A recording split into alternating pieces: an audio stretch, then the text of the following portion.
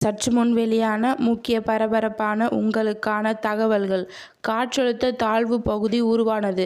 தமிழ்நாட்டில் எந்த பகுதிகளுக்கு கனமழை வாய்ப்பு? வானிலை ஆய்வு மையம் தகவல். இதை பற்றி தகவல்களை தான் இந்த வீடியோவில் பார்க்க போகிறோம். கீழே ரெட் பட்டனை கிளிக் பண்ணி சப்ஸ்கிரைப் பண்ணிக்கோங்க. பக்கத்தில் இருக்கிற பெல் ஐக்கானையும் மறக்காமல் கிளிக் பண்ணி வச்சுக்கோங்க. அப்போ தான் நான் ரெகுலராக வீடியோ போகிறது உங்களுக்கு நோட்டிஃபிகேஷன் வந்து சேரும். வாங்க வீடியோக்குள்ளே போகலாம். மறக்காமல் லைக் பண்ணிக்கோங்க. தமிழகம், புதுவை, காரைக்கால் பகுதிகளில் அடுத்த 7 நாட்களுக்கு மழை பெய்ய வாய்ப்புள்ளது.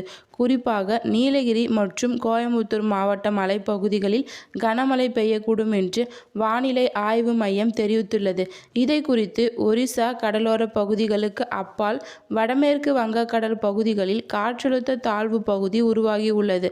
இது மேற்கு வடமேற்கு திசையில் நகர்ந்து அடுத்த 2 தினங்களுக்கு மேலும் வலுவடையக்கூடும் என்று வானிலை மையம் தெரிவித்துள்ளது. இதை குறித்து நாளை 27/8/2025 தமிழகத்தில் ஓரிரு இடங்களிலும் புதுவை மற்றும் காரைக்கால் பகுதிகளிலும் இடி மின்னலுடன் கூடிய லேசான முதல் மிதமான மழை பெய்யக்கூடும். ஓரிரு இடங்களில் பலத்த தரைக்காற்று மணிக்கு 40 முதல் 50 கிலோமீட்டர் வேகத்தில் வீசக்கூடும். நீலகிரி மற்றும் கோயம்புத்தூர் மாவட்ட மலைப்பகுதிகளில் ஓரிரு இடங்களில் கனமழை பெய்ய வாய்ப்புள்ளது.